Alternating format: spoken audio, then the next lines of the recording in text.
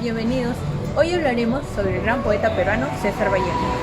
Según Larrea, en el año 2018 nos señala que el poeta peruano es uno de los grandes fenómenos probablemente únicos, ya que nació aparte, vivió aparte.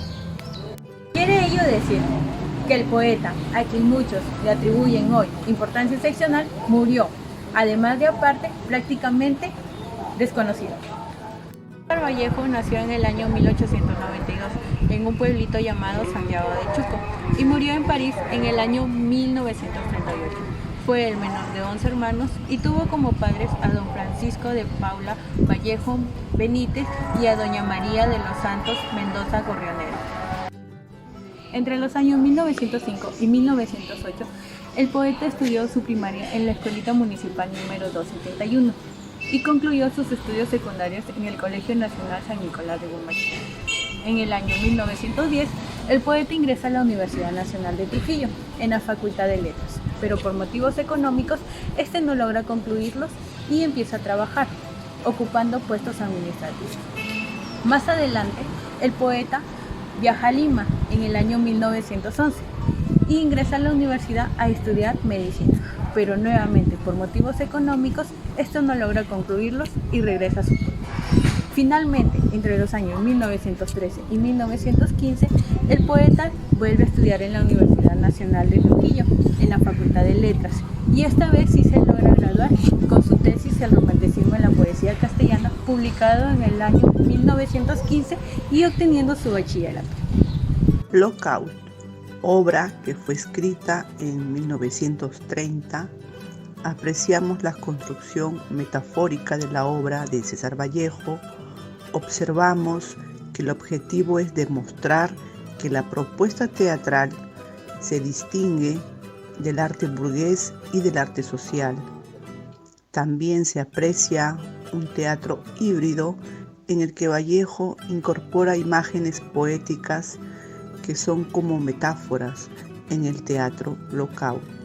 Es una metáfora poética que muestra colores, a la vez imágenes, son metáforas escénicas que concluyen con poesía.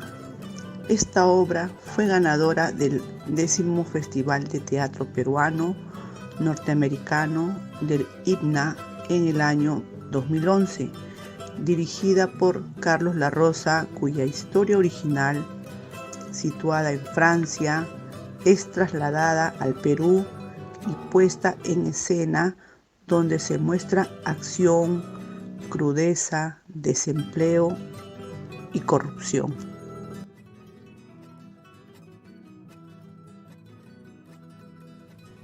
¿Por qué se inicia el conflicto de la fábrica? Esta escena se desarrolla en la fábrica, donde los trabajadores están en el taller y llega el director para comunicarles que la fábrica está cerrada, afirmando que los jefes no son los culpables, sino se debe a la gran crisis producida de los obreros, bajo la advertencia de ser desempleados. Deciden crear sus comités para defender sus derechos, realizando como primer paso solicitar la información contable de la empresa, para así sustentar que la empresa sí tiene sostenibilidad económica. Ante no obtener la respuesta de los jefes, los trabajadores deciden tomar el control de la empresa, realizando una marcha grupal para defender sus derechos laborales.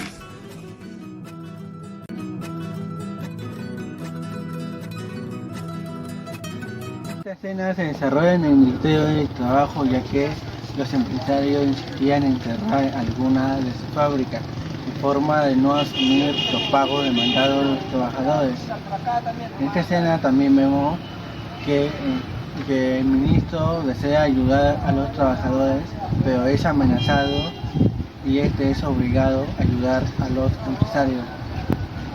Ya en las reuniones con los delegados, trabajadores y los empresarios, uno de los delegados de los trabajadores soborna a uno de los ministros para que acepte su petición, pero este lo niega y todo se retira.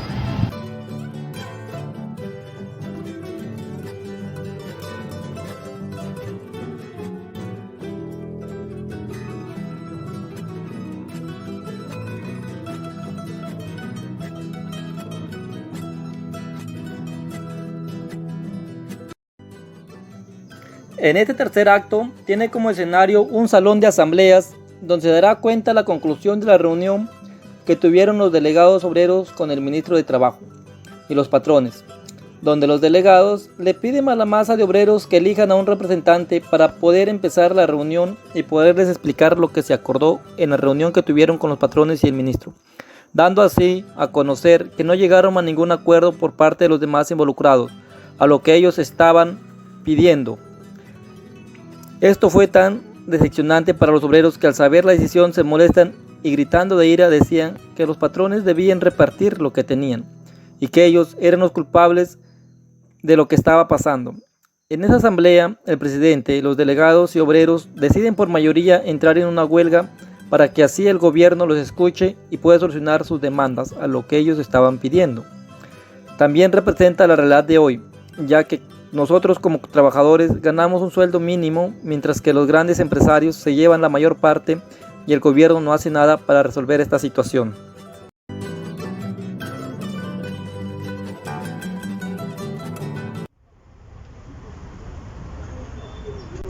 En esta escena se desarrolla en tres pisos.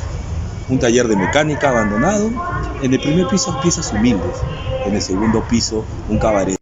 En la calle un grupo de huelguistas huyendo en muchas direcciones por las atmósferas de pánico y muerte.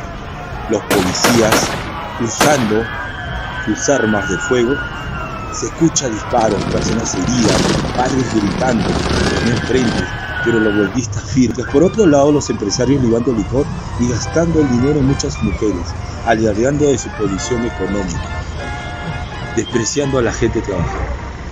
Pero los trabajadores nunca quedaron desprotegidos.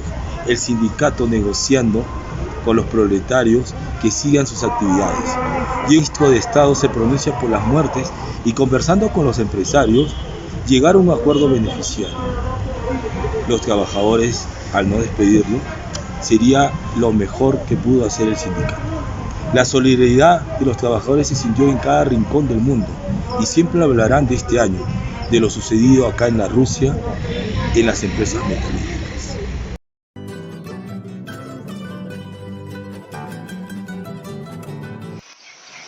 La actualidad ante la vulneración de los derechos de los trabajadores es que surgen las huelgas como medida de reclamo ante las injusticias y alcanzar un trato digno con el cumplimiento de sus derechos. Los trabajadores sindicalizados y no sindicalizados utilizan el medio de protesta como es la huelga para presionar el cumplimiento de sus derechos. De la lucha por ellos es que nace la unión de trabajadores para conseguir un mismo fin en bien de todos.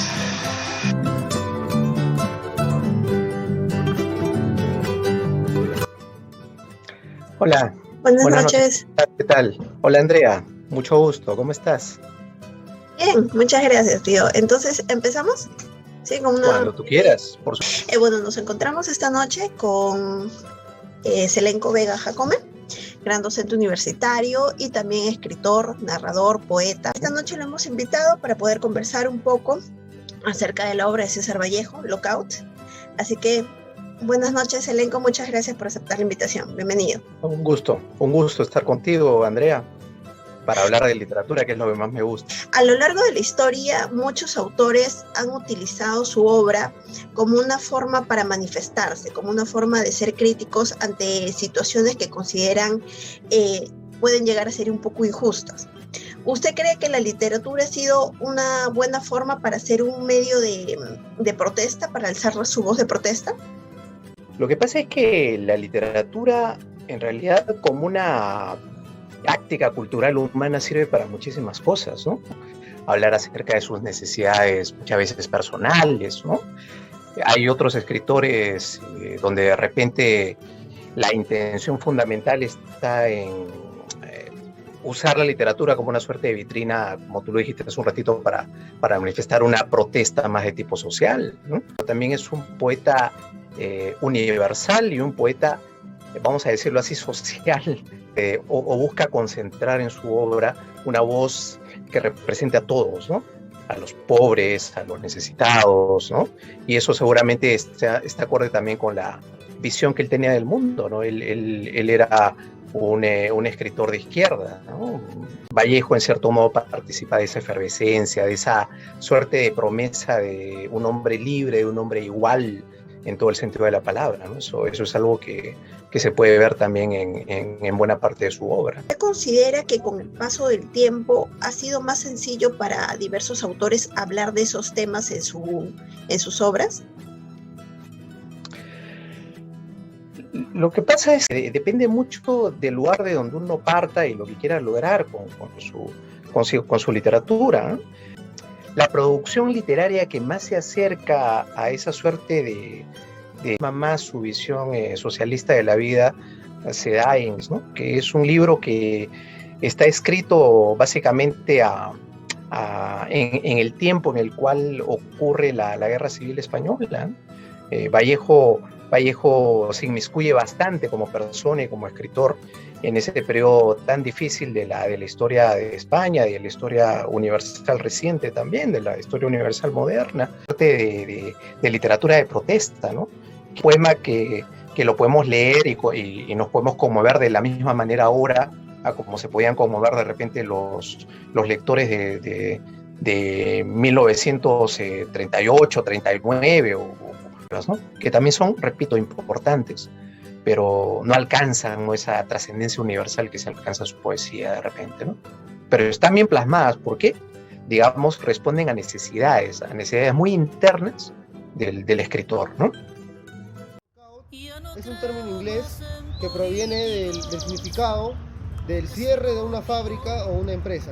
Este título lo vemos en la obra del video que acabamos de tratar, en el que el poeta César Vallejo nos da un mensaje muy claro. Primero nos narra y nos relata acerca de la situación que se vivía por aquella época, recordando que en 1929 se dio la Gran Depresión o la gran crisis económica debido a la caída de bolsa de valores en Estados Unidos, que rápidamente afectó a todos los países. Como bien sabemos, la situación que nos narran es de una empresa, una metalúrgica que se encuentra al borde del cierre total de sus labores. Los obreros, al haber oído este rumor, tienen miedo y tienen temor de perder su trabajo. Ellos se unen en una sola voz y plantean hacer una huelga. A través de esta huelga ellos se presentan la posición que ellos tenían al cierre de la empresa y presentan sus pedidos para que ellos puedan verse beneficiados.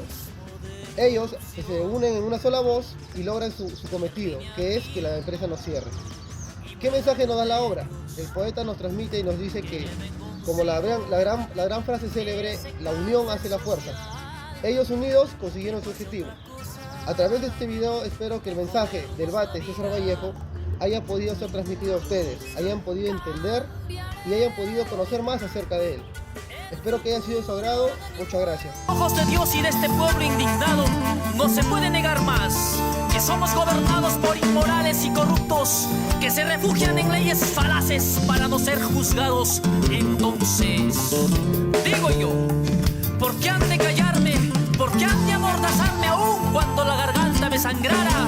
Si no es delito decir la verdad.